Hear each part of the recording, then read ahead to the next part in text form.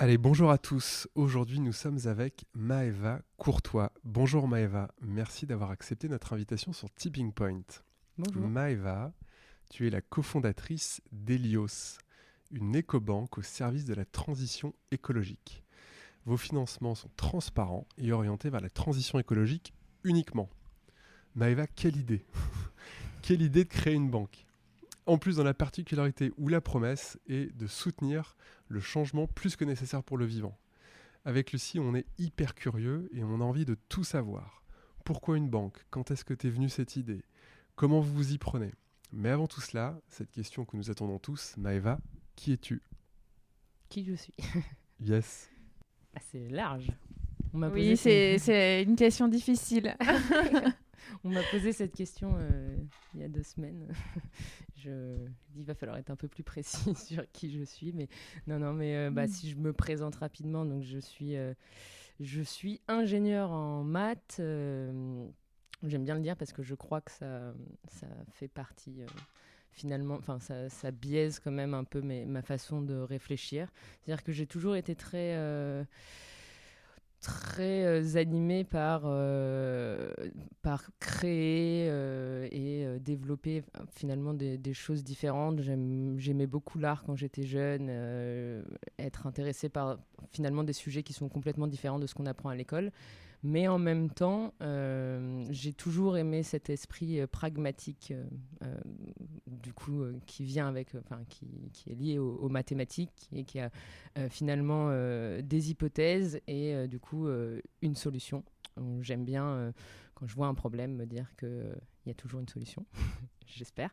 Et donc essayer de trouver, essayer de trouver des solutions aux sujets qui peuvent comporter des problèmes. Et je pense que c'est pas quelque chose qui ne fonctionne pas, d'être créatif et cartésien. Et ça me fait rire parce que je repense à mon lycée quand on ne sait pas exactement ce qu'on veut faire et que je vais voir la conseillère d'orientation et à l'époque j'aimais beaucoup l'art, donc je peignais. Et elle me dit qu'est-ce que vous voulez faire. Je dis je suis bonne en maths, je suis bonne en sciences et donc je sais pas, je pense que j'ai un peu je sais pas, j'ai cet entre-deux. Et elle me dit il va falloir choisir. On peut pas faire les deux, on peut pas être créatif et faire des maths.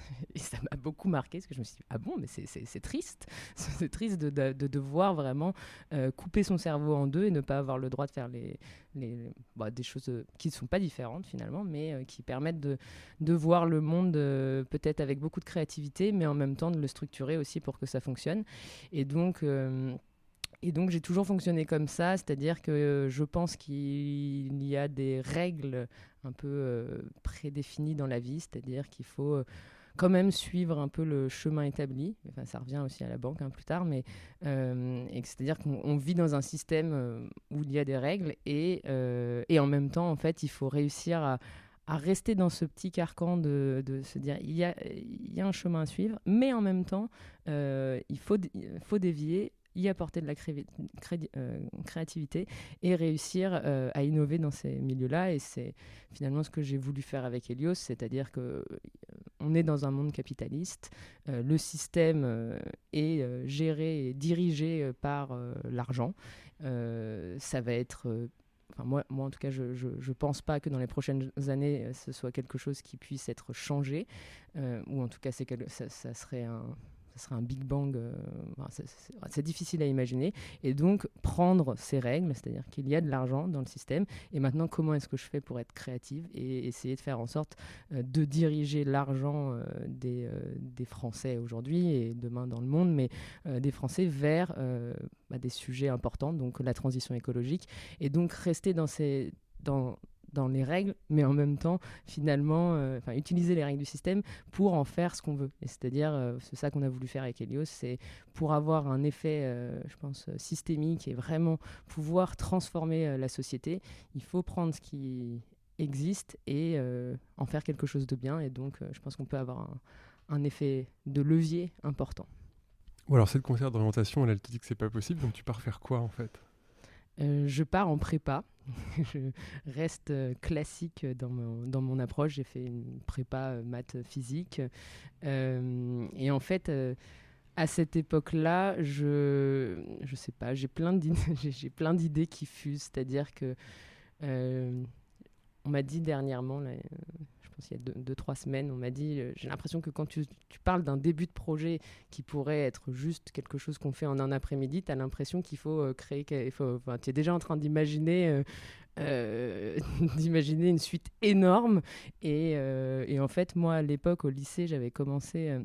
En fait, je faisais en activité donc perso, j'avais commencé à peindre et, et ne voulant aller, je sais pas, je me suis dit, bah tiens, maintenant que je peins, je vais faire des expos, je vais exposer mes œuvres, je vais créer un site internet, je vais les vendre, enfin bref, j'ai essayé de créer ma propre entreprise. Ça m'a fait rire au lycée, enfin, ça me fait rire aujourd'hui parce que je me suis dit, au lycée, j'étais quand même assez jeune, donc j'apprends à coder.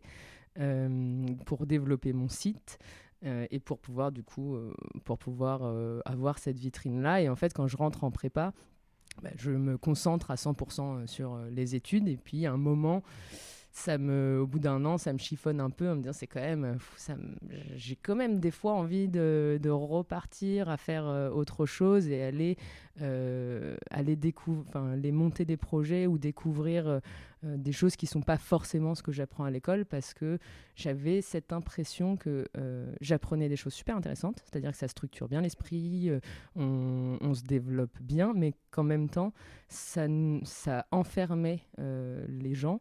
Et ça enfermait plutôt notre esprit à quelque chose de bien trop réglé, et que ça cassait beaucoup notre créativité. Je pense que c'est un peu le but. Hein. Et je me suis dit, c'est dommage. D'un côté, j'ai pas envie de le perdre, évidemment. J'aime bien cette fougue d'avoir envie de créer plein de choses. Et d'un autre côté, si je veux que j'ai une bonne carrière, réussir mes études, etc., va falloir quand même rentrer dans ces règles-là. Et donc, à l'époque, j'ai un ami de prépa et je lui dis, j'aimerais bien lancer un projet qu'est-ce que je voulais faire de location d'œuvres d'art. Je trouvais que, en fait, vu que j'aimais beaucoup l'art, je passais beaucoup de temps à me renseigner, à faire des expos. Je voulais en acheter. Alors bon, j'avais pas du tout d'argent pour acheter des œuvres d'art. Et je me suis dit, c'est vraiment dommage parce qu'en fait, on pourrait aussi se dire que les œuvres d'art peuvent venir un temps dans notre vie. Et puis finalement, au bout d'un an, les faire profiter de cette œuvre à quelqu'un d'autre et que ce ne soit pas forcément un achat et du coup réservé à seulement les personnes qui sont capables de les acheter. Donc on monte Du coup, je lui demande, lui faisait vraiment du développement et je lui dis, moi je veux lancer ce truc, donc est-ce que tu peux m'aider avec le site? Parce que moi j'avais fait une première version, mais j'étais pas capable d'aller, en tout cas ça me prenait trop de temps de développer un site aussi compliqué. Bref, on a lancé ce site-là. Après j'ai arrêté, je me suis dit en vrai il faut que je finisse cette prépa, il faut que j'ai une bonne école et on réfléchira à tout ça plus tard. Mets tous ces projets de côté et arrête de te déconcentrer. Oui, j'allais dire, tu devais pas dormir beaucoup parce que quand on sait le nombre d'heures quand tu es en prépa de travail, ne serait-ce que pour passer, pour les devoirs sur table et puis ensuite les concours, ça devait te faire des sacrés emplois du temps, ou comment est-ce que tu virais ça? Je faisais ça surtout pendant les vacances. Je crois que pendant chaque vacances, j'essayais de me... je faisais pas exprès, mais j'avais repris un peu mes vacances de prépa et j'essayais d'apprendre quelque chose. Donc j'avais appris Photoshop, par exemple, parce que j'avais envie de pouvoir... faire là plutôt de la communication, etc., de ce si je lançais quelque chose, si je lançais un projet, ou même d'ailleurs ma propre communication. Et après j'ai appris à coder. Voilà. Et en fait pendant les vacances je prenais la moitié du temps pour travailler, parce qu'il fallait bien travailler sur la prépa, et puis en fait la partie un peu repos, c'était d'aller apprendre et découvrir des sujets qui n'étaient pas des sujets qu'on apprend en école forcément. Bon, peut-être coder si, mais là non. Et est-ce que tu peux nous dire un tout petit peu d'où tu viens et dans quel environnement tu as grandi, juste pour qu'on sache, on comprenne, parce qu'on a l'impression que du coup c'est en toi cette âme entrepreneuriale depuis toujours. Est-ce que tu as eu des mentors dans ta vie qui t'ont montré ce chemin-là, ou est-ce que c'est vraiment né à l'intérieur et c'est dans ta personnalité depuis toujours? Est-ce qu'il y a des éléments qui t'ont amené, tu vois, familiaux, contextuels, environnementaux, à vouloir créer très jeune? Non, j'essaie de réfléchir. Moi, je viens de Paris et j'ai fait mes études à Paris. Après, je suis partie à Rouen en école d'ingé. Et non, pas spécialement. Mes parents sont pas du tout entrepreneurs. Alors après, j'ai toujours entendu une phrase qui m'a marquée pendant ma jeunesse. Je pense que tout le monde dit, c'est ah, cette idée, je l'avais eue si je l'avais lancée. Et jeune, je me disais oui, non mais en fait toutes les idées, on les a tous eues. Je crois que je sais plus qui m'avait dit ça. Peut-être ma mère un jour me dit. Je pense que c'était sur Mythique. Ah non, mais cette idée, je l'ai eue. Voilà, maintenant, ça a super bien fonctionné. Je dis, non, mais entre le moment où on a une idée pas du tout bien structurée et l'amener au bout, c'est quand même pas du tout la même chose. Et après, non, je pense que même pendant le collège, lycée, c'est pas des choses enfin, en tout cas, j'ai jamais pensé, j'ai jamais même rêvé d'entreprendre au collège, lycée. C'est pas quelque chose qu'on nous a, même enfin, du coup en école, on nous parle pas vraiment d'entrepreneuriat. Et en plus, je pense que c'était beaucoup moins, je mets des guillemets, mais la mode qu'aujourd'hui, ou peut-être qu'on en parle beaucoup plus, et que le but est aussi de motiver les jeunes à potentiellement voir l'entrepreneuriat comme un chemin potentiel. C'était pas le cas. Après, j'ai été pas mal bercée dans le sport. Mon père nous a beaucoup poussé dans le sport. Moi, j'ai fait beaucoup de compétitions de tennis. Et je pense que j'ai toujours eu l'idée que quand on se met dans un projet, dans quelque chose, on le fait à 100%. Et le but est plutôt, j'allais dire de gagner, mais ça fait un peu... mais voilà, le but est d'arriver à être vraiment bon dans ce qu'on fait.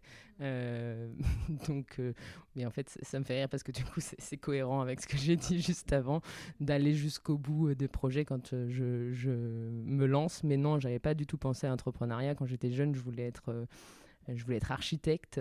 Je trouvais justement beau l'idée qui est cette partie très création qu'on a en tête quand on pense aux architectes, et en même temps le côté très ingénieur, parce qu'il faut que l'immeuble y tienne.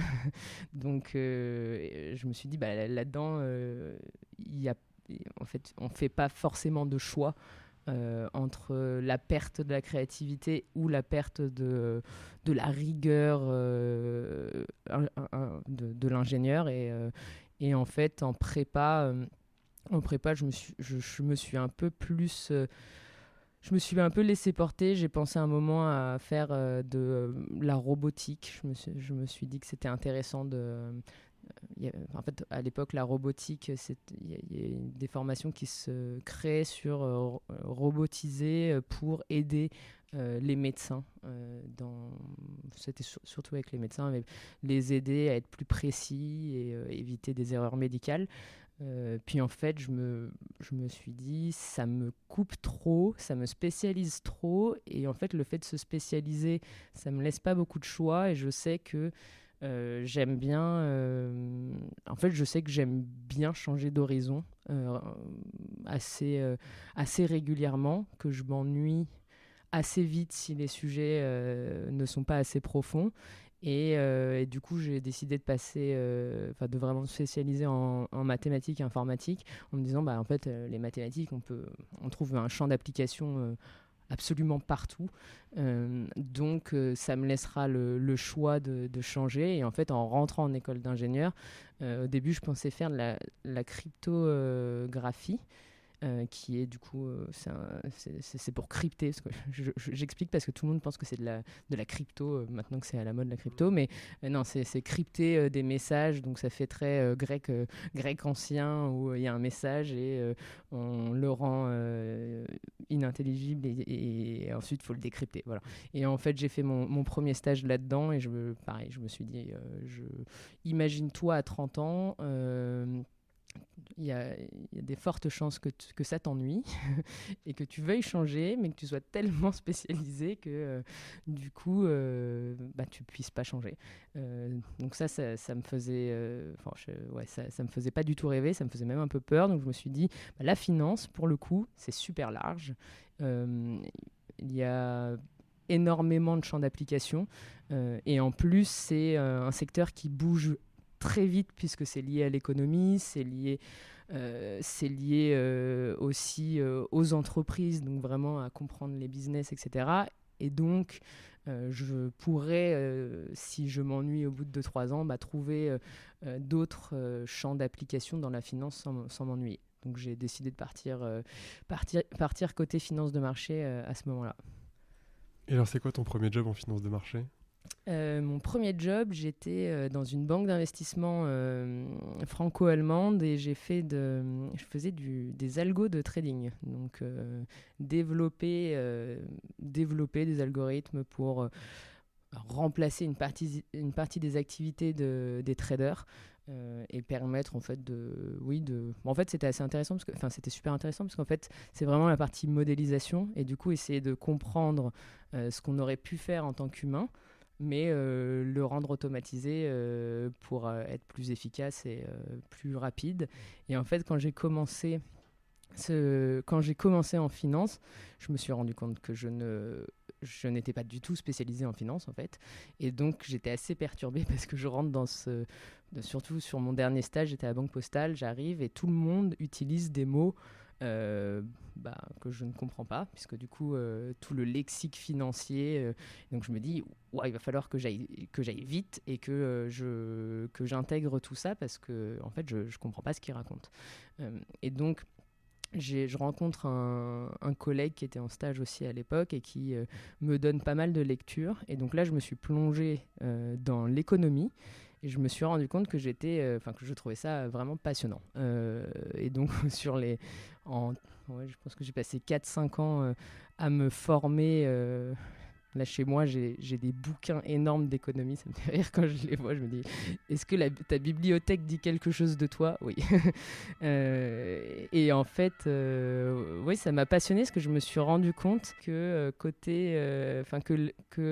dans l'économie, c'était très factuel, c'est-à-dire que tu prends tes hypothèses et tu arrives à une conclusion, mais en fait, finalement, pas du tout factuel, puisque tu prends dépendant des hypothèses que tu mets au départ, tu n'arrives pas à la même conclusion.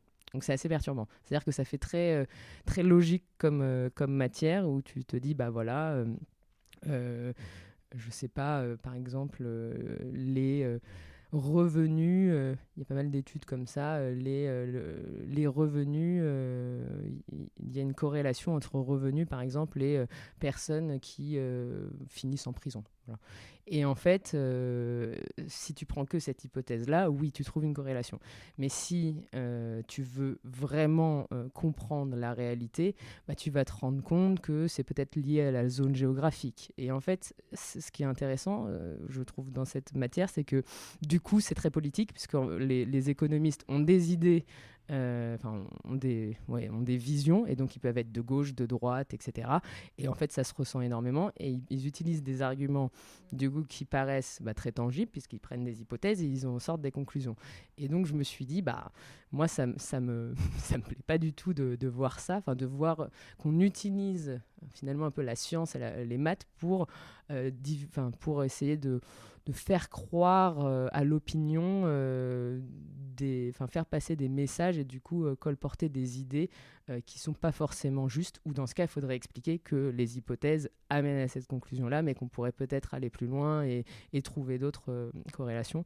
Et donc, à ce moment-là, Eh bien, de la même façon qu'avant, je me mets à 300% dans ce projet-là. J'ai commencé à écrire des articles avec d'autres économistes, à publier dans pas mal de journaux, etc. Et je me suis dit, bah, ça j'adore, c'est hyper large et ça me permet de m'épanouir beaucoup. Et donc je change de travail et je passe dans un fonds d'investissement, justement en me disant, je veux plus être sur la partie algo et du coup très bah, finalement très créer des choses qui sont pensées par d'autres, mais je veux vraiment participer à réfléchir, à faire des analyses, à essayer de donner des informations aussi aux autres. Et donc, je rentre dans un fonds d'investissement. Et à l'époque, c'est le moment où, au niveau réglementaire, les assureurs, en fait, sont forcés de sélectionner. En fait, un assureur est obligé doit sélectionner plusieurs fonds d'investissement pour créer son portefeuille. Et donc, en fait, dans les fonds d'investissement qu'ils doivent sélectionner, ils ont maintenant, à l'époque, ils avaient une part obligatoire de fonds qui devaient prendre en compte des critères environnementaux, sociaux, gouvernance. Et donc, ça crée un changement chez les asset managers, puisqu'ils se disent, si on ne prend pas en compte ces critères ESG, on ne sera pas sélectionné, donc en fait, on gagne plus d'argent. Donc, à l'époque, je rentre dans ce fonds-là pour créer le pôle de finances durables. Et je me dis, ça, c'est super intéressant parce que d'un côté, le sujet est tellement vaste parce que d'un côté, c'est le sujet financier, donc économie, banque, lié, et même du coup très factuel, entreprise, analyser les entreprises. Et de l'autre côté, c'est le sujet écologie, environnement, et du coup comprendre toutes les implications. Et donc matcher ces deux points-là, c'est un champ, c'est un champ d'application hyper vaste et je ne risque pas de m'ennuyer. Voilà, donc je lance ce pôle. C'est l'occasion pour moi du coup de me former très très. J'ai dû aller très vite en fait pour me former à l'environnement, je ne sais pas si ça se dit, mais en tout cas vraiment aux enjeux climatiques, comprendre de manière sectorielle les impacts de chaque secteur, de chaque type d'entreprise, ce qui doit être changé dans les prochaines années et puis à plus long terme. Et pour moi, à ce moment-là, c'est un énorme... c'est un peu un coup sur la tête parce que je me rends compte que j'avais occulté la partie environnementale et en fait, même vraiment le but de la finance, c'est-à-dire financer l'économie de demain et pas juste jouer sur les marchés, encore entre guillemets jouer, mais donc jouer sur les marchés, à se dire cette valeur-là, elle monte, elle baisse, et on n'essaie pas de comprendre l'implication de l'entreprise sur l'économie, sur les consommateurs, du coup sur son environnement environnemental et d'ailleurs social. Et là, je me rends compte qu'en fait, c'est complètement, c'est complètement logique, mais que du coup, avec de l'argent, on finance des entreprises et ces entreprises-là, elles ont un impact. Et donc, ça change ma vision. J'en parle beaucoup avec Julia Menayas, qui est du coup mon associée chez Helios et avec qui on avait monté, en tout cas on avait rêvé de monter plusieurs projets les dernières années, mais on n'a jamais trouvé quelque chose qui nous motivait. Et puis c'était plutôt des rêves, on va dire. Et en fait, à chaque fois qu'on se voyait, je lui racontais les lectures que j'avais faites. Et un jour, je lui dis, je sais plus ce que je lui dis, je viens de lire que, je ne sais plus quelle région du monde, mais dans cette région du monde, dans 30 ans, elle sera plus habitable parce qu'avec le réchauffement climatique, en fait, on va se retrouver avec un niveau d'humidité tellement élevé que les humains ne pourront plus transpirer et donc en fait, tu mourras sur le coup en vivant dans cette région. Puis là, elle me regarde, elle me dit non mais en fait, tu me déprimes. T'arrêtes pas de me raconter des choses horribles. Et en fait, elle me dit mais du coup, on fait quoi ?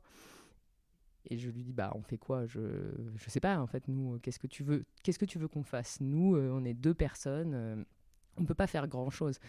Et elle me dit, franchement, j'ai vraiment l'impression qu'on fait l'autruche, qu'on continue à faire fonctionner une société qui est pas viable. Et elle me dit, tu te vois à 40 ans te dire, super, j'ai donné le meilleur de moi-même parce que je sais qu'on est des gens qui travaillent beaucoup, etc. Et j'ai donné le meilleur de moi-même pour enrichir des entreprises qui n'ont pas du tout le sujet environnement en tête. Enfin, en tout cas, c'est pas du tout une priorité. Et donc à ce moment-là, on se pose, on réfléchit on a eu plein d'idées à comment est-ce qu'on pouvait participer, en tout cas, à faire les choses mieux. Donc, que ce soit en interne ou créer une boîte. Et en fait, un moment, on se dit, mais comment est-ce que à deux, on peut avoir un impact qui n'est pas un impact de 2 personnes, mais un impact de plusieurs millions ou plusieurs milliards de personnes. Et du coup, on se dit, la banque, c'est vraiment le point de départ de l'économie. Et donc, il faut transformer la banque. Et avec ça, on peut mobiliser finalement des centaines de milliers de personnes à avoir un impact sans finalement qu'il n'ait grand chose à faire à part changer de banque et en plus en leur donnant le pouvoir d'agir et en leur redonnant le pouvoir sur leurs finances, qui est un peu aussi un point qui me perturbait beaucoup parce que je me disais c'est pas possible, c'est les personnes qui décident du développement des entreprises de demain, c'est des gens déjà c'est quoi, c'est une centaine, peut-être 10 000 personnes en France, c'est les gérants, les traders, et en fait c'est cette toute petite partie des Français qui va décider, bon là je parle de la France, à l'échelle de la France, mais du monde, c'est 0,01% qui vont décider de la suite sans qu'ils aient été élus ou rien, c'est juste lié à leur travail, quoi. Et pourquoi c'est pas possible de faire ça à l'intérieur de la banque? Alors, parce que les choses étaient très lentes. C'est-à-dire que moi quand j'étais dedans, je me suis dit,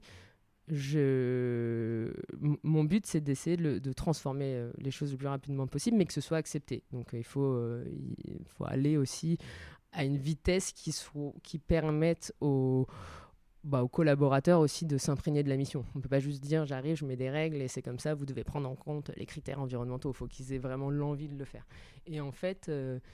le problème, c'est que le système entier n'est pas bien fait puisque les gérants leur bonus est lié à la performance qu'ils font. Donc, ma dernière étape, ça a été d'aller voir la direction et de leur demander est-ce qu'on peut indexer les bonus des gérants à leur performance environnementale. Et là, on m'a dit non, jamais de la vie. Je dis, pour moi, c'est le seul moyen de le faire. Parce que soit ils le font parce qu'ils en ont envie, mais ça, moi, je ne suis pas dans leur tête non plus. Donc, j'ai fait mon devoir de pédagogie. Et après, chacun prend le temps, prend son propre temps pour intégrer aussi ces considérations-là et avoir ce déclic-là. Et du coup, ça peut être fait en une semaine comme en 15 ans parce qu'on n'a pas la même façon de maturer les sujets. Et donc, pour moi, il fallait transformer en fait, la façon dont en fait, les règles. Et donc là, c'était lié au bonus, mais après, ça peut être lié... souvent, c'est surtout lié à la stratégie. La stratégie doit être liée à ça, le business doit être lié à ça. Les dirigeants doivent comprendre, en fait, que la survie ou en tout cas le développement de leur entreprise est lié aussi à leur performance environnementale et parfois c'est pas un effet direct, donc il faut pour moi c'était quelque chose de trop long et je voyais pas le changement arriver avant une dizaine d'années. Et les dirigeants là que tu observes dans cet environnement-là, ce sont des gens qui sont conscients, qui sont éveillés, pas du tout conscients, pas du tout éveillés, donc en fait c'est normal que ça change pas. S'ils le sont, ils ont un intérêt qui est supérieur à pas changer. Moi, c'est vraiment quelque chose qui me... Et on est en quelle année quand tu vis ça? On est en 2019. Ah, pas si longtemps que ça, quand même. Non, mais juste pour resituer dans le temps. Oui. Est-ce qu'ils sont éveillés? Alors, je pense qu'on a quand même... en tout cas, moi, les gens autour de moi sont quand même éveillés. Après, éveillé, qu'est-ce que ça veut dire? Pour moi, ça veut juste dire qu'ils ne sont pas climato-sceptiques. Voilà. Donc, si on parle de climat, ils ne vont pas dire « Ah bah non, on s'en fout de la planète ». Évidemment que... en tout cas, moi, je rencontre peu, voire même pas du tout de gens qui pensent comme ça. Par contre, ce qui se passe, c'est et c'est parfois logique, hein, c'est qu'ils ont des intérêts qui sont autres, et donc typiquement le mandat d'un dirigeant, ça va être de faire de l'argent, le mandat d'un trader, ça va être de faire de l'argent sur une période courte, et en fait le vrai sujet c'était le temps, c'était de gagner de l'argent en priorité sur un temps très court. Et donc, on ne réfléchit pas à 10 ans, mais on réfléchit à 1 an, 2 ans. Et souvent, dans les grandes entreprises, le problème, c'est que le mandat des dirigeants, c'est 4-5 ans à peu près. Et en fait, un peu comme le mandat d'ailleurs d'un président. Et du coup, ça ne permet pas de prendre parfois des actions qui auront un impact, ou en tout cas dont on verra les fruits se développer dans parfois 10-15 ans. Et en fait, eux pensent plutôt à 1, 2, 3 ans. Et ça, c'est vrai qu'à l'échelle du climat, c'est compliqué. Donc, c'est pour ça qu'il y a pour moi un sujet aussi, un vrai sujet si on veut transformer là-dedans les entreprises, c'est qu'il faut trouver un intérêt finalement même court terme à transformer son business et à prendre en compte les critères environnementaux. Et ça marche très bien, je trouve. Alors, soit par de la réglementation, parce que dans un certain business, je vais perdre de l'argent si je ne me transforme pas et je ne prends pas en compte les critères environnementaux, soit par les consommateurs qui prennent conscience que le produit ou le service n'est pas viable, ou en tout cas ne respecte pas leurs valeurs, et donc demandent un changement. Et d'ailleurs, c'est pour ça, c'est vraiment la clé d'entrée avec Helios, c'est qu'on s'est dit, mais comment est-ce que tu veux que les choses changent dans la banque si, de toute façon, ils n'ont aucune peur de perdre des clients? Et quel est l'intérêt pour eux de transformer leur business si ça ne change pas leur units économiques, et si demain, en fait, c'est business as usual qui continue à financer le pétrole et que personne ne leur dit rien. Eux, leur mandat, c'est d'avoir des clients et de gagner de l'argent. Et on va pas leur en vouloir. Et donc, en fait, c'est compliqué. Pour moi, on arrive vraiment à faire basculer les stratégies si demain, les banques traditionnelles françaises se disent « Oula, Helios est en train de me voler beaucoup de clients ». Et en fait, les clients commencent réellement à nous demander mais pourquoi vous investissez dans des nouveaux forages de pétrole? Pourquoi vous avez financé une centrale à charbon? Et qu'en fait, ils deviennent conscients de l'impact de leur argent. Et pourquoi vous ne financez pas des projets de la transition écologique? Et à partir de ce moment-là, il peut y avoir un vrai changement de stratégie. Là, je parle de la banque, mais après, c'est un peu dans toutes les industries, en se disant, bon, moi, je ne veux pas perdre mes clients et je me transforme. Et en fait, on le voit dans plein de secteurs, dans l'automobile, avec les voitures électriques, où, en fait, tant que ça n'existait pas, personne ne se dit, je vais développer quelque chose que je n'ai pas chez moi et que de toute façon les clients ne connaissent pas, donc en fait ils n'en ont pas besoin.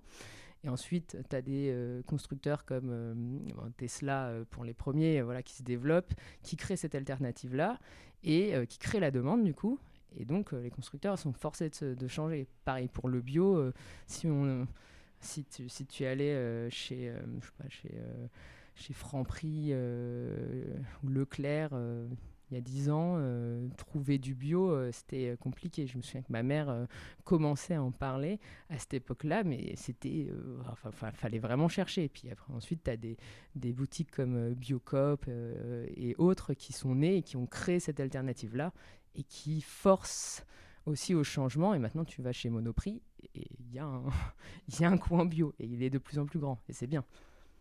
Ouais, tu disais voler les clients, mais non, en fait, c'est vous capter une partie des clients qui ne sont plus satisfaits, ou en tout cas qui, eux, ont un éveil. Là, on a beaucoup parlé des clients, mais tu as aussi un côté de marque employeur, en fait. Et le fait de capter des talents, parce que les entreprises, elles tournent parce qu'elles ont des clients, mais elles tournent aussi parce qu'elles sont des collaborateurs qui produisent des services, qui font en sorte que... moi, j'ai le sentiment, pour discuter avec pas mal de boîtes qui recrutent, que eux aussi galèrent, que toutes les grandes banques, donc on va pas les citer, mais si tu prends les 4 grandes banques France, galèrent aussi, et que ça leur coûte aujourd'hui de plus en plus cher pour aller capter des talents. Et donc c'est à la fois en extérieur, mais aussi en intérieur. Ces discussions-là que tu as avec ton associé, j'imagine que vous ne les avez pas sur le plateau à la machine à café en disant « Salut, on va créer une banque et puis on va se lancer ». Une fois que là vous vous lancez, moi j'ai une question que je posais tout à l'heure quand on prenait un café, c'est comment on crée une banque ? Comment on fait pour monter une banque ? On dit « Bonjour, je vais déposer un cabis avec un numéro... qui va bien, donc c'est banque, et puis c'est parti. Je balance mon site et envoyer l'oseille. C'est vrai qu'à l'époque, on se dit, bon, qu'est-ce qu'on fait ? Tiens, mais parce que c'est un poil plus compliqué que de louer des œuvres d'art, en tout cas. Dans la mécanique, je me dis, waouh. C'est vrai. Non, mais en fait, au départ, on commence pas sur l'idée de la banque. Hein. On a commencé plutôt à se dire, est-ce qu'on proposerait pas des placements financiers qui permettent de financer la transition écologique ? Donc là, proposer des placements financiers, c'est aller trouver des entreprises vertueuses que tu as analysées, que tu vas soutenir dans leur transition ou dans leur business par de l'argent que tu vas capter de la part de tes clients. Exactement. Okay. Donc typiquement, par de l'assurance vie, par du crowdfunding, voilà, des mécanismes comme ça. Et en fait, plus on avance, plus on se dit, mais qui est réellement capable de placer son argent sur une assurance vie, en crowdfunding, etc. Et en fait, est-ce qu'on ne touche pas une minorité de CSP+, qui a suffisamment d'argent pour avoir ce surplus qu'on peut placer ? Et donc on se dit, mais comment est-ce qu'on peut avoir un impact beaucoup plus gros qui est déjà énorme, hein, de placer l'argent via des placements financiers, mais comment est-ce qu'on peut être encore plus large ? Et on se dit, en fait, en concurrençant vraiment une banque et en créant en fait la suite de produits financiers qu'on peut trouver dans une banque traditionnelle. Et notre but avec Helios, c'est de remplacer la banque traditionnelle pour le client. Et donc, en tant que client, tu te dises, c'est bon, je peux totalement passer chez Helios et je n'ai plus de compte dans mon ancienne banque. Donc, à l'époque, c'était d'ailleurs la blague, parce qu'au début, on a fait tout ça un peu en sous-marin, du coup, avec Julia. Et on n'en a parlé à personne. Et puis, donc ça, on travaille dans notre coin pendant 4-5 mois. On a vachement avancé le projet, mais on est encore... elle est en venture capital. Moi, du coup, je suis en asset management. Et on est encore dans nos boîtes respectives. Et on est en train, en fait, d'arriver sur la fin du préavis. Oui. Et là, au moment... Je crois que moi, c'est mon dernier jour. Le lundi, je me dis, c'est le premier jour de la liberté. Et là, c'est le moment de l'annonce du premier confinement. Et je me dis, wow, c'est quoi ça ? On crée une boîte pendant... Bonne idée de se retrouver sans emploi pendant qu'on ne sait pas où on va. Puis après, je me dis, c'est quand même l'occasion pour nous de ne pas avoir le temps de sortir du tout et du coup d'être totalement concentré sur la boîte. Et donc, on se dit, il est temps maintenant d'en parler autour de nous. Et on avait écrit le pitch un peu de comment est-ce qu'on allait l'annoncer. Et je me souviens, j'appelle ma mère et je dis j'ai démissionné et j'ai décidé de lancer ma boîte. Elle me dit ok, tu vas lancer quoi ? Et je dis timing parfait, ma fille, vas-y, fonce. C'est ça. Là, je lui dis on va créer une banque. Et c'était très drôle de voir la tête des gens à chaque fois qu'on disait ça, parce que tout le monde nous regardait en mode elles sont folles, mais on va pas leur dire. Et on va les laisser se planter. Et voilà. Et non, et du coup, comment est-ce qu'on crée une banque? Alors, déjà, nous, on n'est pas banque, on n'est pas établissement de crédit. Donc, là, c'est trouver les bons partenariats pour pouvoir se lancer. Donc, travailler avec des acteurs qui ont la licence bancaire, parce que du coup la banque c'est hyper régulé, et donc nous on travaille avec un acteur qui s'appelle Solaris Bank et qui nous loue en fait sa licence bancaire et qui nous permet d'opérer des services bancaires, de paiement, etc. Et donc ouais, non, à cette époque-là, et c'est très marrant parce qu'on fait un call du coup, vu que c'est le confinement, les gens ont commencé à faire des sortes d'apéritifs, je crois, en visio. Et donc, on a des amis qu'on prend en visio. Et pareil, on leur dit, bon, les gars, juste pour vous prévenir, on lance une banque. Et vraiment, en fait, ils ont même pas réagi. Ils se sont dit, mais qu'est-ce qui leur arrive? C'est le confinement qui leur monte à la tête. Elles sont en train de craquer. Ils disent, non, ça fait quand même 8 mois qu'on est sur le projet, donc c'est pas une idée qui vient de nous venir. Et non, et à l'époque, je pense qu'on est un peu folle. Enfin, en tout cas, aujourd'hui, on se dit, waouh, on était quand même un peu folle. Et on se lance, enfin, on va du coup chercher une équipe, chercher aussi de l'argent pour pouvoir payer l'équipe. Et donc la première étape, c'était d'aller trouver des investisseurs qui veulent bien croire au fait qu'on va réussir à créer vraiment une banque et vraiment changer la banque pour aller vers un modèle dédié au financement de la transition écologique. Et donc à l'époque, je dis à Julia... il faut qu'on lève au moins 1,5 million parce que comment est-ce que tu veux qu'on se développe? Et puis en fait, c'est marrant parce que maintenant je trouve ça marrant parce qu'en fait on est deux, on est jeunes. J'avais quel âge? J'avais 27 ans, Julia a 26 ans, et on se dit non mais go, et on y croit. Enfin, je sais pas, ça nous paraissait tellement logique que les gens veuillent. En fait pour nous, la boîte existait déjà. On était déjà avec des milliers de clients. Et donc aller trouver de l'argent, ça me paraissait... il fallait que ça arrive. Ça me paraissait impossible qu'on n'y arrive pas. Ce qui pourtant, quand même, on n'était que deux. On n'a jamais créé de boîte. On n'avait pas le track record qui fait que les gens se disent « Ah oui, on croit en elle pour le développer. » Et du coup, on arrive avec... c'était marrant parce qu'on avait un site vitrine. Et je pense qu'on pensait tellement que ça existait. J'avais fait un premier événement du coup en ligne puisque c'est le confinement. Et je suis en face du Crédit Coopératif et de la Nef, des acteurs qui existent dans la banque éthique depuis 30 ans. Et en fait, j'ai revu la vidéo et on aurait dit que la boîte, qu'Helios existait depuis déjà 10 ans. En fait, on se projetait tellement loin que la boîte existait. Et donc on est en levée de fonds à ce moment-là. Donc là, on est pendant le confinement. Donc on a fait tous les pitchs en plus en visio, ce qui est pas très facile pour nouer des liens et puis faire croire, parce qu'en fait, les gens, les investisseurs, ils misent sur nous deux en fait, et sur l'idée, mais en fait sur nous deux. Est-ce qu'on est en capacité d'aller développer quelque chose d'aussi fou? Et c'est vrai que c'est difficile quand tu es en visio de tirer les gens. Et donc Julia, je me souviens, elle enchaînait les rendez-vous, c'était impressionnant. On était épuisés à la fin de la journée. Et donc, on a levé un peu plus d'1,5 million. Et donc, on recrute une équipe. Et là, on se met en ordre de bataille. Je dis, on a 4 mois. Et dans 4 mois, je veux qu'on soit sorti. Donc, on a mis 5 mois. Mais on a mis 5 ou 6 mois. Et c'était... c'était génial. Et donc là, c'est 6 mois pour faire quoi? Pour développer l'application, pour refaire toute la partie réglementaire, développer l'application, mettre en place les process, et puis après être prêt au niveau opérationnel aussi à gérer des clients qui vont faire des demandes particulières ou avoir des problèmes de paiement, etc. Mettre en place d'un côté vraiment la partie entreprise, donc n'importe quelle entreprise a à mettre en place, donc la partie légale, donc la légale classique, mais RH,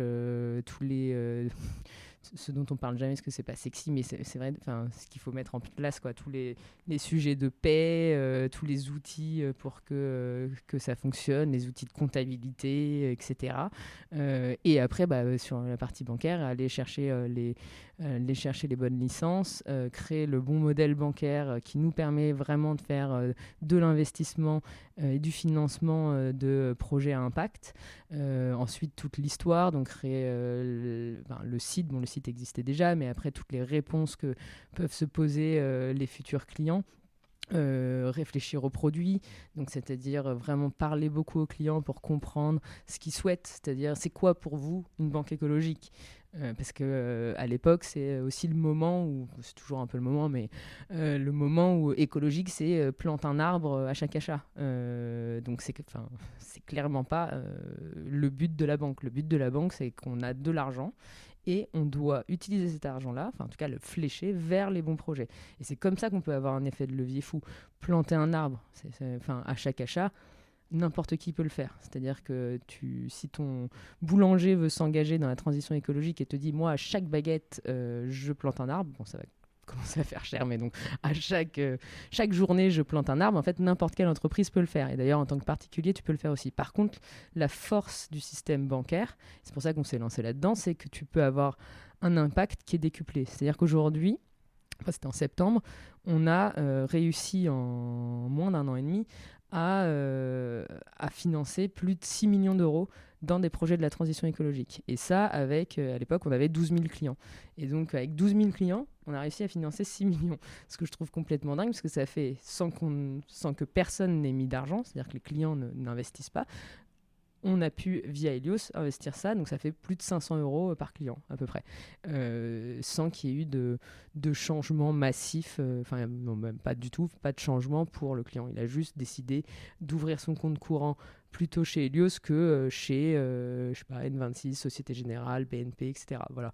Et donc c'est un geste qui est assez facile et qui a un impact fort. Et d'ailleurs, je me souviens les premières discussions à ce sujet-là, parce qu'en fait, c'est quand même un sujet assez complexe. Et du coup, quand on en parlait aux gens autour de nous, les gens n'arrivaient pas à comprendre. Ils me disaient, mais je sais pas, moi, j'ai pas d'argent. Du coup, je pense pas que je puisse avoir un impact, moi, tout seul. Je dis, mais oui, mais c'est ça la beauté, c'est que t'es pas tout seul. Tu prends un grain de sable, bah oui, il est invisible, tu mets ton grain de sable. Par contre, si on est plein de grains de sable, si on se rejoint tous, bah, ça fait la plage. Et donc on arrive à créer un effet de masse. Et donc je dis, si tu te vois en tant que personne solitaire, oui, c'est difficile. Mais si tout le monde pense comme toi, ben, on bouge pas. Et voilà. Quels sont les freins ou les freins ou les leviers de motivation? Alors, les leviers de motivation, pardon, je pense qu'on les a assez bien balayés sur le fait que tu viens financer des projets un peu différents. Mais sur les freins qui sont à lever pour capter des clients? Le premier, c'est la compréhension du sujet. On arrive dans un secteur dont personne n'a jamais parlé, super opaque. Quand tu parles de banque aux gens, les gens te disent non, mais la banque, c'est pas moi qui gère. Moi, je crois le banquier. Je comprends rien. Voilà, c'est pas mon métier, etc. Et d'ailleurs, c'est tout le sujet, j'en ai parlé un peu au début, mais moi qui rentre en finance, où je me dis, waouh, tout ce lexique pour pouvoir comprendre ce que les gens racontent. C'est très jargonneux comme... C'est hyper jargonneux, et puis finalement, 6 mois après, je me dis, mais ok, c'est hyper compréhensible, n'importe qui peut comprendre. C'était juste que certains mots sont spécifiques à la finance, mais en fait, on pourrait utiliser des mots français plus classiques, et ça marcherait très bien. Et donc, il y a déjà ce frein énorme qui est de dire... Ah ouais, moi, je sais pas si je suis légitime. Voilà. Il y a beaucoup de gens qui nous disent ça. Je me sens pas légitime à challenger la banque. Ensuite, le deuxième sujet, c'est le fait que quand tu dis banque, réchauffement climatique, déjà, en fait... tu fais pas le lien. Tu fais pas du tout le lien. Et donc, il y a quand même un temps... il y a un temps de compréhension et de dire « Ah, mais oui, c'est vrai que je n'avais jamais pensé au fait que bah oui, les banques financent l'économie et que quand ma banque, elle finance les énergies fossiles massivement, Eh bien oui, je participe alors de façon un peu plus lointaine, mais je participe à ce réchauffement climatique-là en ayant choisi cette banque plutôt qu'une autre.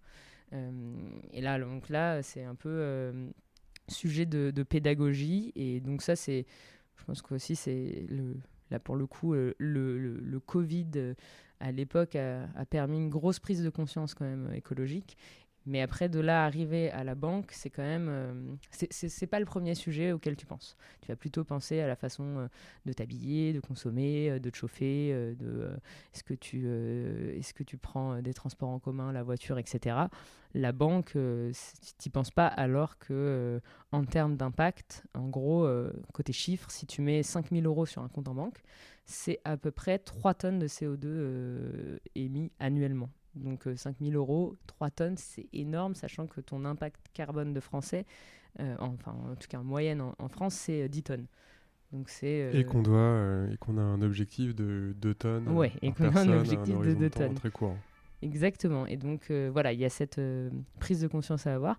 Par contre, dès que la prise de conscience est là, ce qu'on remarque, c'est que les gens se disent non mais oui, maintenant que je le sais, évidemment que moi je veux pas participer à ça. Et puis en plus j'ai envie aussi d'avoir d'être dans l'action, c'est-à-dire de dire aussi à ma banque, je refuse que vous financiez des projets que je veux pas voir se développer les prochaines années.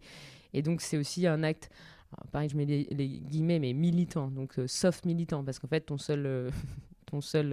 la seule chose à faire n'est pas très complexe, puisque tu dois juste ouvrir un compte en banque. Donc, c'est de te poser dans ton canapé, télécharger l'application, et en moins de 10 minutes, avec ta CNI, ta carte d'identité, tu peux ouvrir un compte Helios, quoi. C'est ça. Donc c'est pour ça, en fait, tout l'enjeu aussi pour nous, c'était de casser les barrières, et les barrières de changer de banque, c'est l'idée qu'on s'en fait, qui est le fait qu'il y a beaucoup d'administratifs, que ça va être long, que ça va être fastidieux, qu'il faut apporter un tas de papiers en agence.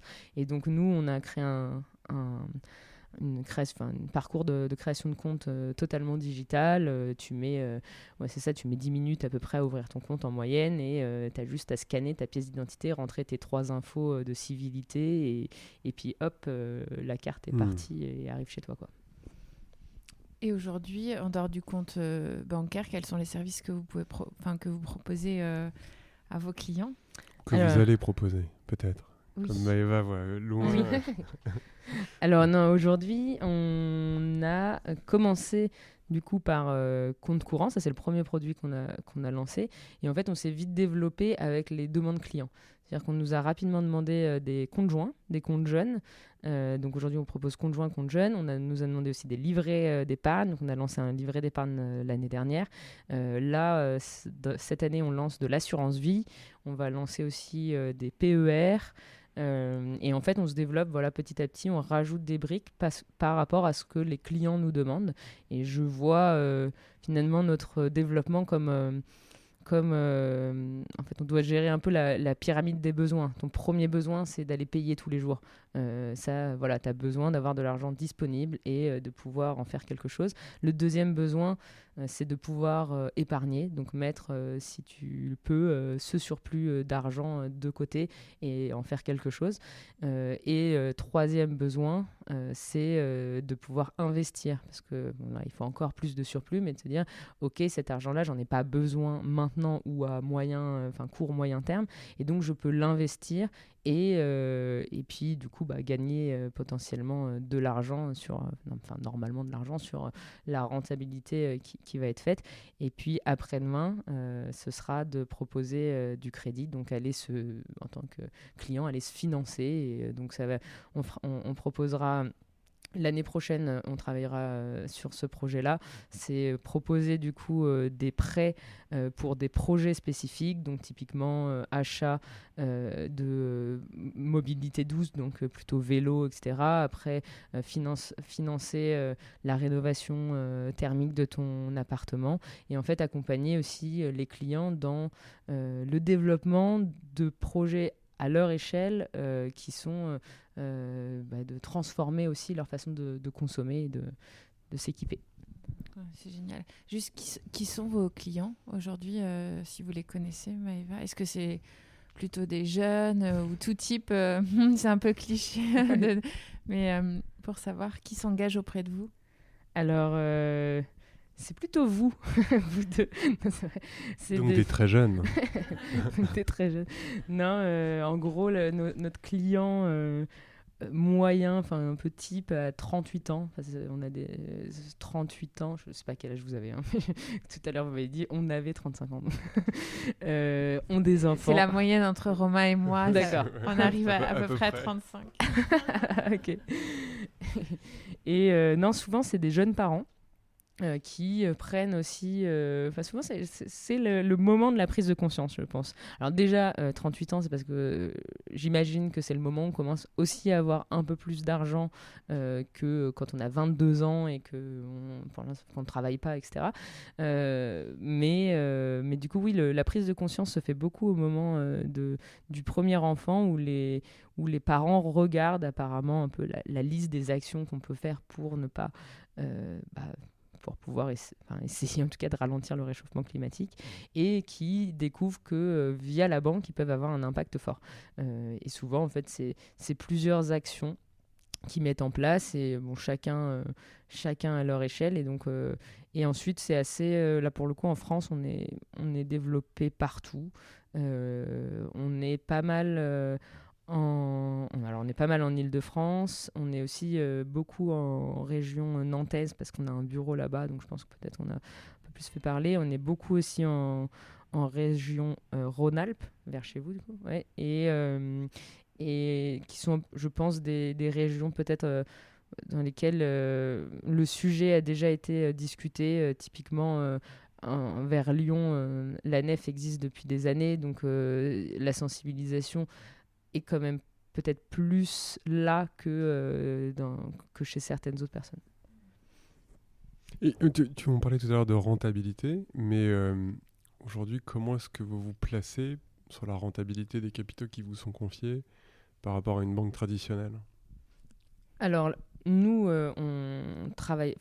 Aujourd'hui, comme on propose pas tant qu'on propose pas d'assurance vie, le client ne voit pas de différence sur la rentabilité. Par contre, tout l'enjeu, si on veut que ça devienne massif, dans le sens pas forcément, qui parle pas forcément que à des personnes très sensibles au réchauffement climatique, il faut qu'on propose les mêmes services qu'ailleurs. Et tout l'enjeu, d'ailleurs, c'est comme ça qu'on a vu le projet, c'est développer, alors là je parle du compte courant, mais développer une application et des services qui aient la meilleure qualité de service. Donc au niveau de l'application, avoir une application qui soit digne et voire meilleure que les applications de banque en ligne, donc te permettre d'être complètement autonome dans ta gestion, retrouver des fonctionnalités qu'en fait tu retrouves pas dans des banques traditionnelles, mais vraiment dans des néobanques. Donc typiquement, je sais pas, bloquer ta carte, débloquer ta carte, changer ton PIN, gérer tes limites tout seul sans passer par ton conseiller, avoir des notifications à chaque paiement. Enfin voilà, cette instantanéité et cette autonomie qu'on veut proposer pour avoir cette qualité de service, et qualité de service aussi dans la relation humaine. C'est-à-dire que le problème, par exemple, d'une néobanque ou d'une banque en ligne, en tout cas ce que nous avaient remonté les personnes qui ont répondu aussi à nos questions quand on crée Helios, c'est le problème des néobanques, c'est qu'il n'y a pas de conseiller. Et donc, je me retrouve face à un chatbot qui me fait tourner en rond, qui me fait répéter la même chose, et donc je ne trouve jamais de réponse. Et de l'autre côté, dans une banque traditionnelle, les horaires sont trop complexes. La banque est ouverte entre 9h, midi, 14h, 17h, et en fait, c'est les plages horaires sur lesquelles je travaille. Donc, j'ai du mal à parler à mon conseiller. Et donc, ce qu'on a mis en place, c'est une sorte de modèle hybride. Donc, un vrai conseiller, un conseiller qui est dédié dans le sens où il ne change pas, parce que c'est aussi un des problèmes quand tu parles à un humain, sauf que tu reviens 2 jours plus tard parce que tu n'as pas trouvé de solution, et en fait tu parles à une autre personne à qui tu dois répéter en boucle le même problème, c'est hyper frustrant. Donc là, c'est un conseiller dédié chez Helios qui te suit tout au long de ton contrat et qui est disponible par message, mais aussi par téléphone. Comme ça, on apporte un vrai accompagnement, mais du coup sur des plages horaires beaucoup plus larges, puisque tu peux réserver ton créneau de 9h à 18h, donc ou 19, je ne sais plus.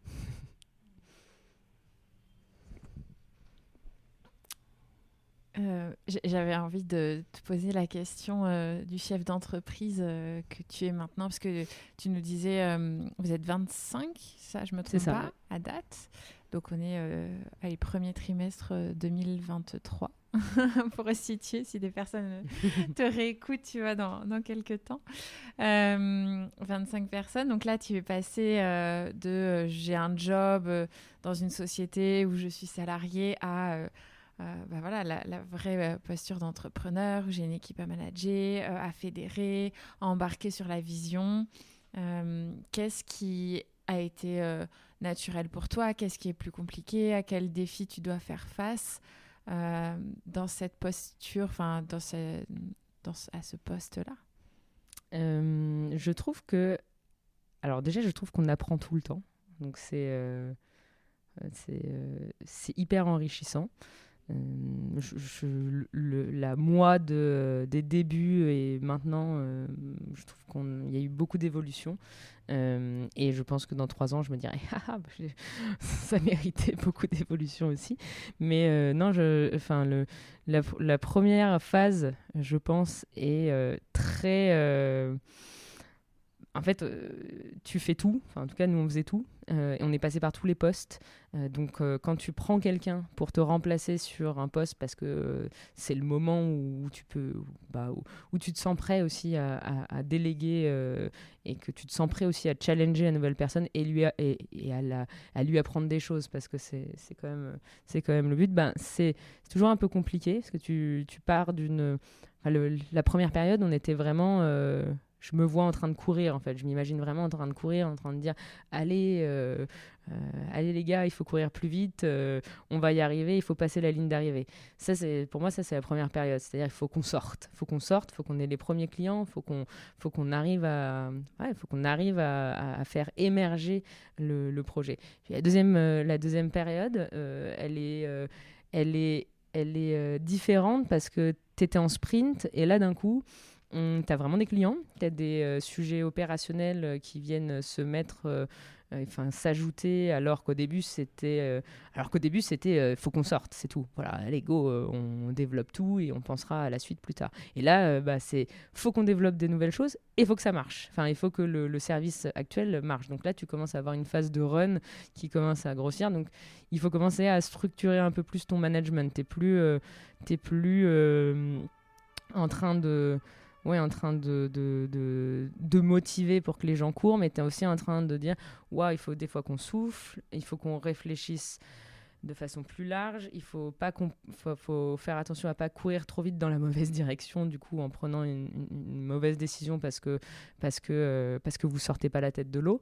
Donc ça c'était plutôt l'année dernière. Et puis après, on a eu la phase très... parce que du coup, l'année dernière, on était 10. Donc finalement, le management il est très resserré. C'est des gens qui ont aussi une âme d'entrepreneur, qui se joignent au début de l'aventure et qui doivent être structurés. Mais en même temps, tu te dis, oui, mais moi aussi, je me structure avec le temps. Et je me souviens avoir eu un peu un moment de je me suis dit, faut que je prenne un peu de recul pour essayer de comprendre tout ce qu'on a créé là en 1 an et demi. C'était l'année dernière, juste avant l'été. Et en fait, ça m'a... ce qui m'a marqué, c'est que quand on a pensé à lancer la boîte, on voyait tous les challenges de créer. Voilà, je pense que quand on se voit entrepreneur, on se dit, il y a plein de projets, je vais développer plein de projets, clac, et puis ça, c'est pas si compliqué chez moi, ça va aller hyper vite, et voilà, on va créer. Et puis après, tu te retrouves il y a quand même beaucoup de gens à gérer. Enfin, et pourtant, on n'était pas beaucoup. Hein. Mais il y a une partie très humaine aussi. C'est fédérer, faire en sorte qu'ils soient motivés aussi tout le temps, faire en sorte de comprendre ce qui se passe et leurs envies. Et là, je trouve que ça change un peu tu changes un peu de perspective. Et je me suis dit, en fait, on nous en parle pas beaucoup, mais c'est vrai que cette charge mentale d'entrepreneur est très forte. Et je me suis un peu vue je sais pas, comme dans un bateau où il y a comme un capitaine. Donc le capitaine, c'est pas forcément que c'est pas le dirigeant dans le sens. C'est plutôt quelqu'un qui doit guider les gens pour qu'on aille tous dans la bonne direction, qui restent motivés à faire leurs tâches et aussi à se rendre compte que chaque personne est vraiment utile pour que ton bateau il continue à avancer. Et toi, moi, je me voyais comme ça, je me disais, mais pourquoi tout le monde me regarde tout le temps? Et si un jour je suis fatiguée, je vois qu'ils deviennent fatigués, donc ça me stresse. Donc je me suis dit, il y a eu une petite phase où je me suis dit, ouais, c'est beaucoup de pression parce que je n'ai même pas le droit à un moment, moi aussi, de me dire je suis un peu crevée, j'arrive le matin, je suis un peu moins motivée, mais ça va durer 2-3 jours, juste le temps de relâcher la pression. Et en fait, comme tout le monde te regarde et tire aussi sa motivation de ta motivation, ça donne l'impression que tu es un peu ouais, comme un chef d'orchestre où tu regardes tout le monde, mais surtout tout le monde te regarde. Et si à un moment tu te grattes au lieu de faire, de faire le bon mouvement de baguette, et bah tout capote. Donc à ce moment-là, je me suis posée en comment est-ce qu'on structure l'équipe de manière à ce que on arrive à couvrir tous ces sujets-là de manière la plus efficace. Donc, c'est-à-dire lâcher aussi un peu prise sur les sujets que tu gérais, prendre les bonnes personnes. Et là, j'ai trouvé, moi, et puis on est en plein dedans, mais cette phase pas mal, c'est de trouver aussi les bons C-level en qui tu as confiance, qui portent la même vision, qui aussi portent l'énergie avec toi et qui ont ces compétences spécifiques dans leur domaine pour faire un travail, en tout cas dans leur secteur, bien mieux que toi que moi je pourrais faire, parce qu'ils sont bien plus spécialisés. Et que moi, mon but, c'est vraiment d'avoir cette vision panoramique, de les guider au bon endroit, de les aider des fois à focus sur des sujets qu'ils ne voient pas parce qu'ils n'ont pas parfois la big picture, et ouais, donner le tempo, la direction, la motivation. Mais ça, on en parle rarement, donc c'est marrant. Je voulais juste revenir sur... je me fais encore 2 questions sur Elio. La première, c'est est-ce que tu peux nous présenter 1 ou 2 projets que vous avez financés? Et puis après, c'était ta relation avec tes investisseurs. Quelles sont leurs exigences, ce qu'ils veulent? Parce que c'est aussi ça, le monde dans lequel on vit. C'est que quand on a aussi des investisseurs, ils ont aussi un certain nombre d'exigences. Donc c'était OK pour en parler. Oui. Alors sur nos investissements, du coup, aujourd'hui, on a participé, financé plus de 6 millions d'euros de financement, oui, du coup, pour des projets de la transition avec Helios. Et donc, on fonctionne. C'était tout l'enjeu pour moi, c'était de ne pas rapporter les méthodologies ESG qui sont incompréhensibles pour un client dont c'est pas le métier. En fait, le but est quand même de ne pas demander à un client de passer plus que 30 minutes à essayer de comprendre comment ça fonctionne. Et donc d'avoir une méthodologie assez simple et surtout lisible, et du coup surtout transparente pour le client. Donc le premier point, c'est d'avoir une grille de sélection qui soit facile à comprendre. Et le deuxième, c'est d'avoir la transparence des projets financés, donc montrer et donner, et rendre visibles les projets qu'on a pu financer. Donc aujourd'hui, c'est 6 projets qu'on a participé à financer. Et la grille de lecture, en tout cas notre grille d'investissement, elle est liée à une liste d'exclusion. Donc on exclut toutes les activités qui représentent un risque pour le climat, donc tous les secteurs qui sont connus pour devoir se transformer dans les prochaines années. On va retrouver le pétrole, le gaz, le charbon, mais aussi des activités liées au déclin de la biodiversité, donc pesticides chimiques, élevage intensif, les activités liées à la déforestation.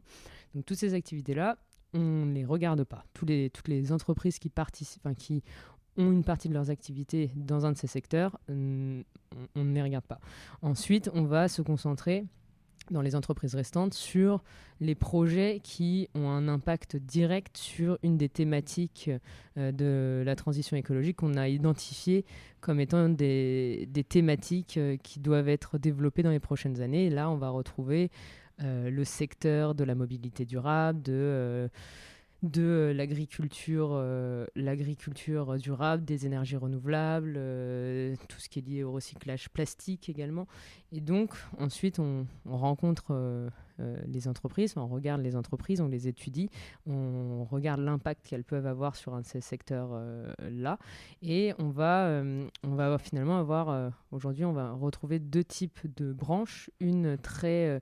il y a des secteurs et des activités qui nécessitent finalement une vraie innovation et d'autres qui ne nécessitent pas une innovation particulière, mais plutôt une mise à l'échelle et donc permettre via les capitaux et via les financements de ces entreprises-là de vraiment passer d'une activité très petite qui ne permet pas, qui n'est pas assez, assez développée pour remplacer les anciennes entreprises à un passage vraiment à l'échelle. Et donc, on va retrouver typiquement dans les entreprises, pour donner quelques exemples, dans les innovations, on a participé au financement de Carbios, qui est une entreprise française qui en fait, a développé un nouvel enzyme qui permet de faire du recyclage plastique à l'infini. Aujourd'hui, le problème du recyclage plastique, c'est que la plupart du plastique utilisé n'est pas recyclable. Donc, on va retrouver tout ce qui est barquettes alimentaires. En fait, dès qu'il y a un reste de nourriture dedans, on ne peut pas le recycler. Bouteilles de shampoing, typiquement, qui sont colorées. Dès que c'est coloré, on ne peut pas le recycler avec les méthodes existantes. Et donc, Carbios permet de recycler ce type de plastique un peu complexe de manière infinie, parce qu'en fait, finalement, c'est du pétrole, on le retransforme et on le recrée en plastique, et donc de ne pas avoir à aller utiliser des nouvelles ressources pour ça. Donc c'est un vrai enjeu aujourd'hui pour dépolluer.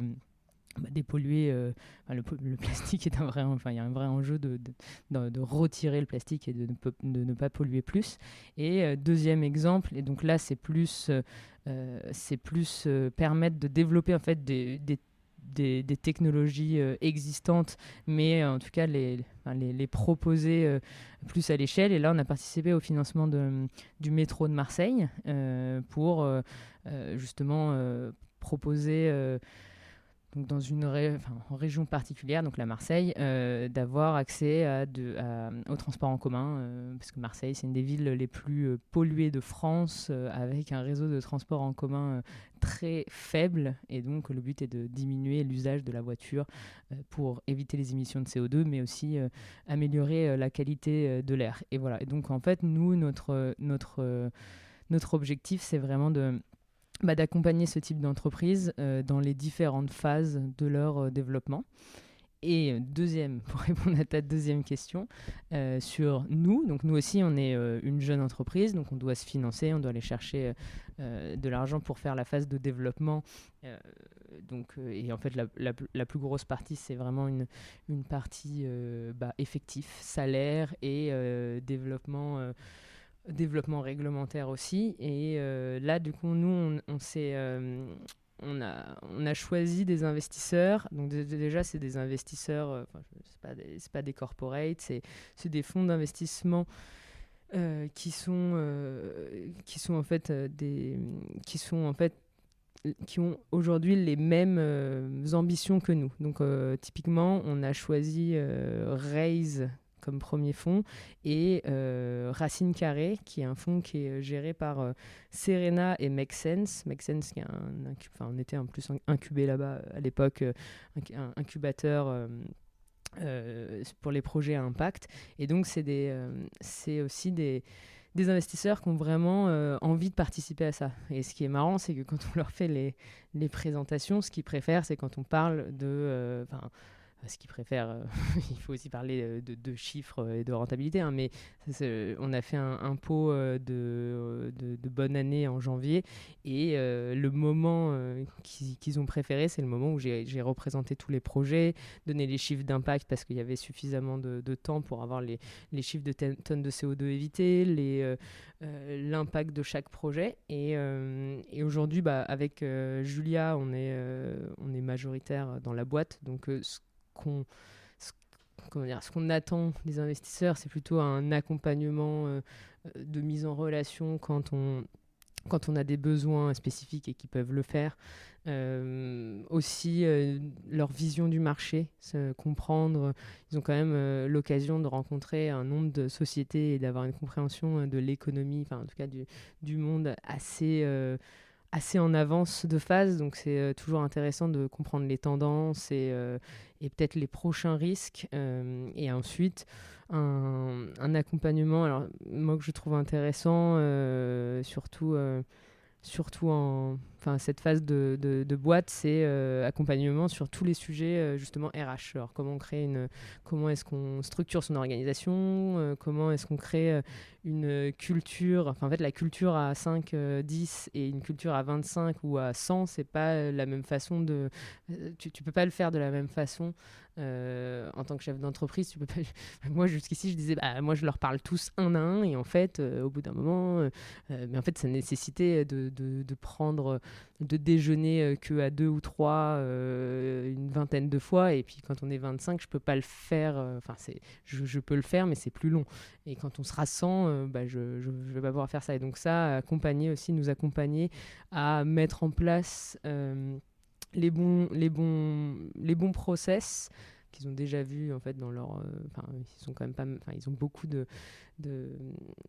boîtes dans leur portefeuille, et du coup ils ont vu les choses se passer, donc ça c'est intéressant. Et juste sur les projets là, les projets que vous financez, je vais faire un tout petit tour en arrière, mais c'est vous qui allez les chercher, ce sont des gens qui viennent à vous, comment vous les captez? Alors nous, on regarde plutôt les gens qui sont en demande de financement, donc qui recherchent de l'argent, et c'est pour ça, en tout cas, on fonctionne avec une méthode, on va dire, d'entonnoir. Donc tous les projets qui recherchent de l'argent, tu enlèves tous les projets qui font partie de notre liste d'exclusion. Ensuite, il reste tout le reste, mais donc du coup, c'est toutes les boîtes en recherche de financement. Et comment alors, pardon, ma question est très naïve, mais comment on a accès à ces boîtes qui sont en recherche de financement? Souvent, c'est des demandes. Ils font des. Du coup, nous, on passe par des obligations. Donc, en gros, ils sont en demande ils font une demande de dette. D'accord. Et donc.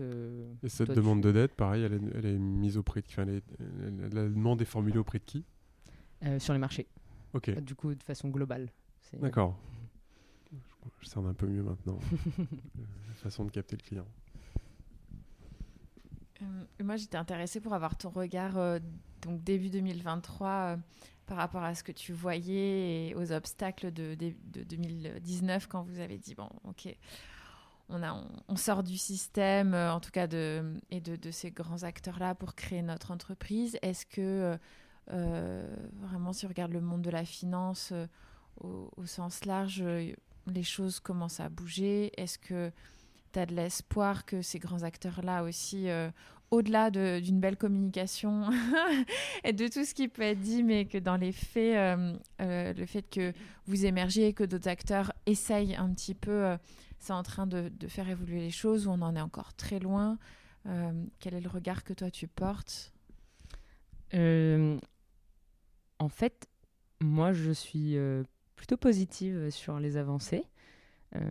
C'est-à-dire que, alors déjà il y a 10 ans, 15 ans, parler d'environnement, de social, etc., dans la finance, c'est inimaginable. Donc déjà en 2019, on pouvait voir une belle avancée parce que c'est les premiers.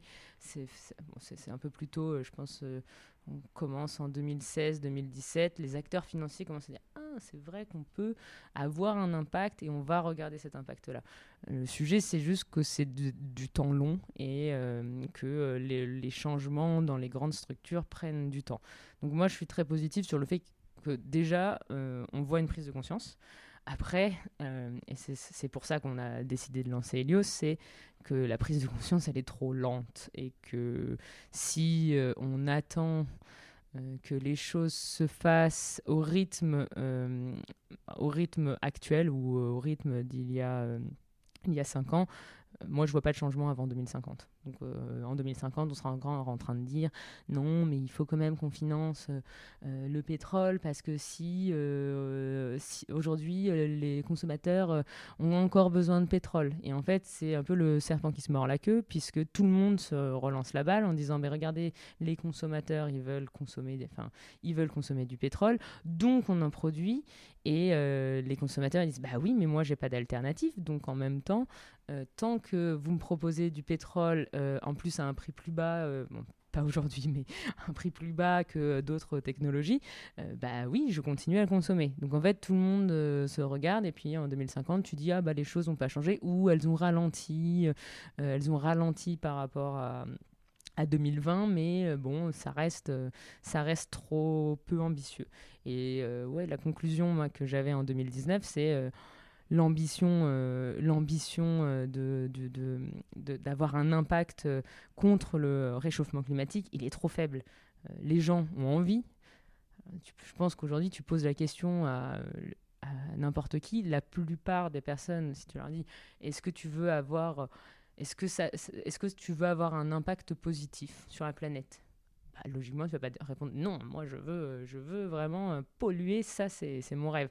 Donc, ok, les gens veulent, et s'ils peuvent le faire, ils veulent avoir un impact positif. Après, entre le vouloir et mettre en place les choses et le faire de manière ambitieuse, il y a encore un gros gap. Et donc, côté banque, je vois un gros changement jusqu'à 2018-2019, au moment où je quitte la finance traditionnelle. Et de 2019 à aujourd'hui, je trouve qu'il y a eu un gros changement également, puisque les banques en parlent. Donc déjà, c'est super positif. Alors aujourd'hui, on est plutôt dans la communication que l'action, encore trop. Et tout l'enjeu, mais ce qui est intéressant, c'est qu'on voit qu'elles communiquent dessus, donc ça veut dire qu'elles se rendent compte qu'il y a un sujet et qu'il y a une prise de conscience. Maintenant, tout l'enjeu, c'est de transformer cette communication en action et en action ambitieuse, pas superflue ou pas vraiment pas assez forte et qui prend pas assez les devants pour amener un réel changement. Et donc notre rêve avec Helios depuis le début, c'est en proposant justement cette alternative aux consommateurs, faire bouger les grandes banques. Et qu'en avant je disais en 2025, donc je vais un peu mettre plus loin, en 2028, on ait un réel changement dans les banques traditionnelles, qu'elles soient, qu'un jour on soit toutes banques du climat, qui n'est pas que Helios.